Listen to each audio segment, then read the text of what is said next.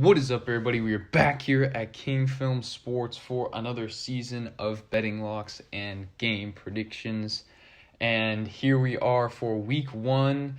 Be sure to check out my video a few months back, right after the schedule release, right when the lines were set out on my bets then. They haven't changed too much, but some things that I've changed up a bit here. I'm not going to be going through all the games, just the one that I have bets on, so that's only like 8 or 9 here. So we get it started with Thursday Night Football, Bills at the Rams, the Super Bowl favorites against the Super Bowl champions. Not changing my bet up here. It's lost 1 point of value, but still I like the Bills -2. It's essentially a money line pick. I just think Josh Allen and this Bills offense will have the upper hand in this one. They'll be able to do what they like against this LA Rams defense. I don't feel too good about the LA Rams home field advantage here, even though they will be getting their rings before the game. So I got the Bills winning this one there. Definitely take them -2, even against the defending Super Bowl champs. Then we go to the Browns at the Panthers. In this one, I'm going to be taking the Panthers -2. Now, if you go all the way back to my video in May, right after the schedule release, when people thought Deshaun Watson would be playing, I speculated that he would probably be under suspension. So I took the Panthers +4.5 then. I'm still taking them -2 now. They have Baker Mayfield, and still I think there's a lot of value here because the Browns are starting Jacoby Brissett. Sure, the Browns have a more talented roster, but I think just strictly through quarterback play, the Panthers should be able to win this one. And the Panthers, with Christian McCaffrey not injured at this point in the season, I think they will be very good. So give me Carolina there at home -2. Next game, we got the Niners at the Bears. Give me the Niners -6.5. This is certainly a dangerous pick. I'm laying a lot here. Not quite a touchdown, though. And there are a lot of unknowns surrounding Trey Lance. This will be his 2022 debut. He did play 2 games last year. But there's a lot riding on this one. He did not look great in that last preseason game, but I think that's a bit overblown. I think the Niners will run this ball 40 to 50 times, even against a great Chicago front. You look back to Week 8 last year where the Niners really got their season back on track with a big win in Chicago.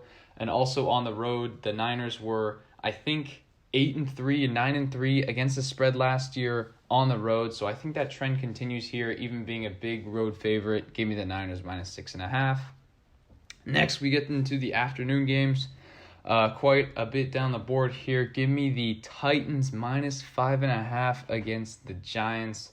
I do not like to be laying this amount of points, but you look between these two teams, the Giants have not held a winning record at any point in the season in, I think, 5 or 6 years. So if that trend continues, the Giants would drop to 0-1 here, and that's what I think they do. I think they had a good coaching hire with Brian Daboll, but I just do not think that Daniel Jones will be very effective against this Tennessee defense. This Tennessee front 7 is legit with Jeffrey Simmons. I mean, you saw last year in the playoffs they had 8 or 9 sacks against Joe Burrow and the Bengals. I think they're going to be harassing Daniel Jones all day. I think he's going to turn the ball over. I know the Titans' offense might not be as potent as last year, losing A.J. Brown, but with a healthy Derrick Henry, I think they will be able to impose their will on this Giants defense. So give me the Titans -5.5 at home there. Next game, we get to a divisional matchup. Raiders at the Chargers. I love the Raiders here, plus the 4 points. I do not think that the home field advantage here matters a lot in LA at SoFi Stadium because the Raiders probably have more fans around the area because of their former LA ties than the Chargers do at this current point. So I don't think home field matters that much. And I love the Raiders' acquisitions during the offseason, Devontae Adams and Chandler Jones on the defensive end. Sure, they're probably not as deep as this Chargers team. I do not like where their offensive line is right now. But still, you're passing up way too much value with 4 points. The last few times these two teams have played, it's been within this 4-point mark. So give me the Raiders plus the 4 here. I even think they went outright. Next game, we got another divisional matchup in the afternoon. Vikings hosting the Packers. In this one, I love the value again with the underdog. Vikings +110 on the money line here. I think Kirk Cousins and this Vikings offense are going to come out hot in this regular season. And if you actually look at it, Kirk Cousins has a winning record against the Packers in his career. You can look it up. It's actually true. So I think that the Vikings will get this one done at home. They usually beat the Packers once a season, usually at home. And I think the Packers have a lot to shore up, especially offensively. I know that Aaron Rodgers is a back-to-back MVP, but losing Devontae Adams, I think they're going to lean towards the ground game here. So it's going to be more of a low-scoring game for them. But I think the Vikings have the edge. Give me the Vikings to win this one with a little bit of value at plus 110. Next, we get to the Sunday night football game where we got the Bucs at the Cowboys. And in this one, I'm going to be taking the Bucs minus the 1.5, even at Jerry World. I'm a bit concerned for the Bucs because they're without Chris Godwin and another couple of weapons, and they do have some things to shore up on the offensive line. But I'm way more concerned about the Cowboys. They have some receiver injuries themselves, and they have a lot to replace on the offensive line, and I just do not think that their defense is as legit as it was last year or a few years back.